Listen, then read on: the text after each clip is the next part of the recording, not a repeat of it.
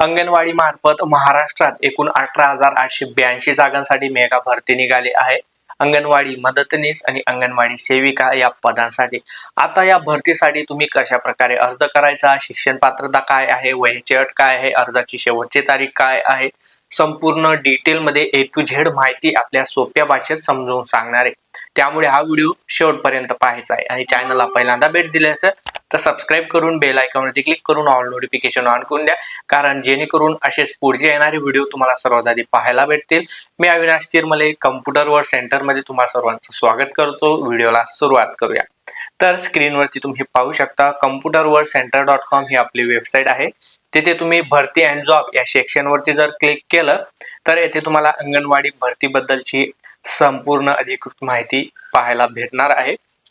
येथे सुद्धा मी समजून माहिती दिलेली आहे, परंतु यापेक्षा मी तुम्हाला सोप्या भाषेत समजून सांगणार आहे आणि कमी वेळेमध्ये.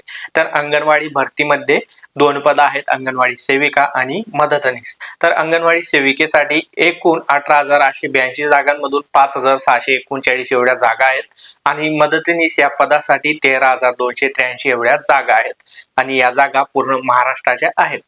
तर येथे सॅलरी तुम्हाला मी नंतर अपडेट करून देणार आहे, परंतु अंदाजे 5,000 पासून 15,000 पर्यंत असू शकते. तर शिक्षण पात्रता आहे ते 12वी पास आहे, कमीत कमी 12वी पास. आता काही जण असंही कमेंट करून विचारतील की आता 12वीचे पेपर चालू आहेत तर आम्ही फॉर्म भरू शकतो का? नाही, तुमच्याकडे मार्कशीट असायला पाहिजे तरच तुम्ही अर्ज करू शकता. 12वीच्या पुढे तुमचं काही शिक्षण झालं असेल तरी तुम्ही अर्ज करू शकता. आता वयाची अट 18 ते 35 वर्षे आहे आणि विधवा महिला असतील त्यांना 40 वर्षापर्यंत सूट आहे. इथे सुद्धा काही जण सांगतील की 18 वर्षे होण्यासाठी 2 दिवस बाकी, 15 दिवस बाकी, 1 महिना बाकी, तर 18 वर्षे पूर्ण कंप्लीट पाहिजे तरच तुम्ही अर्ज करू शकता.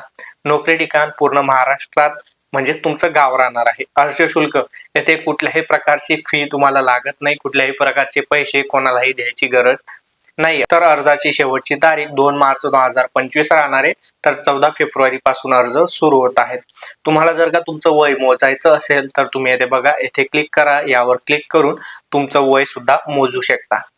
आता आपण समजून घेऊया की फॉर्म कशा प्रकारे भरायचा आहे, कारण इथे बघा फॉर्म सोबत जोडण्याची कागदपत्रे दिले आहेत, म्हणजे हा फॉर्म तुम्हाला ऑफलाईन पद्धतीने भरायचा आहे. आता फॉर्म कसा भरायचा, तर प्रत्येक गावाला तालुका दिलेला असतो. तर जसं की मी शिरपूरचा आहे त्यामुळे आमचा आहे शिरपूर तालुका. तर प्रत्येक तालुका स्तरावर महिला व बालविकास विभाग किंवा एकात्मिक बालविकास विभाग असतो. तर त्यांचं कार्यालय तुम्ही शोधायचं आहे, गुगल मॅप वरती भेटून जाईल किंवा कोणालाही विचारणा करा. प्रत्येक तालुक्यामध्ये असतं, त्या ठिकाणी जायचंय आणि तेथे फलकावर मी पण गेलेलो होतो आणि फलकावर अशा प्रकारे याद्या लावलेल्या आहेत, ज्यामध्ये कोणकोणत्या गावांमध्ये मदतनीस आणि अंगणवाडी सेविकेसाठी जागा रिक्त आहेत. तर त्याच्यात तुमच्या गावाचं नाव आहे का ते चेक करून घ्या, किंवा तुम्ही तुमच्या गावाच्या अंगणवाडीमध्ये सुद्धा याबाबतची विचारणा करू शकता. जर जागा रिक्त असेल तर एकात्मिक बालविकास विभाग किंवा महिला व बालविकास विभाग या ठिकाणी तुम्हाला एक फॉर्म दिला जाईल आणि तो फॉर्म तुम्हाला पेनाने व्यवस्थित भरायचा आहे. आणि फॉर्म भरण्यासाठी ते तुम्हाला मदत सुद्धा करतील, किंवा तुम्हाला वाटत असेल की तो फॉर्म तुम्ही कशा प्रकारे भरायचा पेनाने, तर तो व्हिडिओ सेपरेट बनवून द्या, तुम्ही कमेंट करा, त्याबद्दल मी व्हिडिओ नक्की बनवून देऊ. तर तो फॉर्म भरायचा आहे आणि आता पुढे मी तुम्हाला जे डॉक्युमेंट सांगणार आहे तर हे सर्व डॉक्युमेंट तुम्हाला त्या फॉर्म सोबत जोडायचा आहे आणि तो फॉर्म भरायचा आहे. पुढे 2 तारखेनंतर 4-5 दिवसात मेरिट लिस्ट लागेल आणि तुमची निवड झाली की नाही ते तुम्हाला कळवलं जाईल. तर अशा प्रकारची आहे प्रोसेस.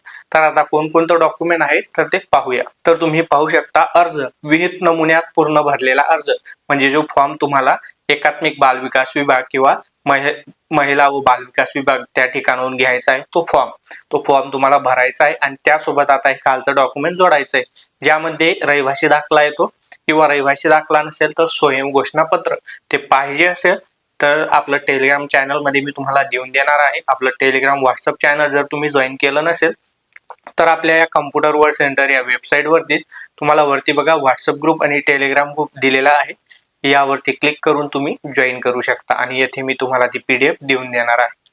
तसेच येथे बघा शाळा सोडल्याचा दाखला तुम्हाला लागणार आहे, त्यानंतर लहान कुटुंब विहित प्रतिज्ञापत्र नमुना ब, जर तुम्हाला तुमचं लग्न झालं असेल आणि मुलं बाळ असतील महिला आणि एकापेक्षा जास्त मुलं असतील तर तुम्हाला येथे हे प्रमाणपत्र लागेल. अतिरिक्त लागणार नाही. त्यानंतर मार्कशीट 7वी फक्त मदतनीससाठी तुम्ही फॉर्म भरत असाल तर हे मार्कशीट लागेल. आता मार्कशीट 12वी पास, शिक्षण पात्रता 12वी आहे त्यामुळे याचं मार्कशीट लागणार आहे.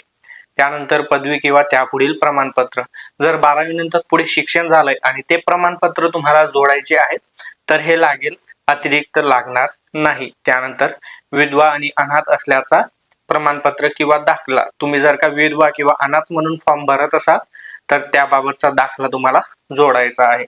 आता येथे आधार कार्ड जे कंपल्सरी राहील प्रत्येकाला, आणि नावात बदल असल्यास 100 रुपयाचा स्टॅम्प पेपरवरती ती तुम्हाला लेखी नोंदणी करून द्यायची आहे, आणि विवाह नोंदणी प्रमाणपत्र जर लग्न झालं असेल तर.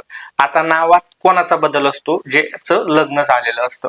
आता काहींचं माहेरी वेगळं नाव असतं, लग्न झाल्यावर वेगळं नाव ठेवून देतात आणि नावात तफावत असते, त्यामुळे हा 100 रुपयाचा स्टॅम्प पेपर तुम्हाला लागेल, अतिरिक्त लागणार नाही. आणि महत्वाचं म्हणजे येथे तुम्ही हे वाचून घ्यायचं आहे. वेबसाईट वरती जर तुम्ही गेले तर आता खूप असे गावं असतात की मोठे गावं असतात, त्यामध्ये एकापेक्षा जास्त अंगणवाडी असतात.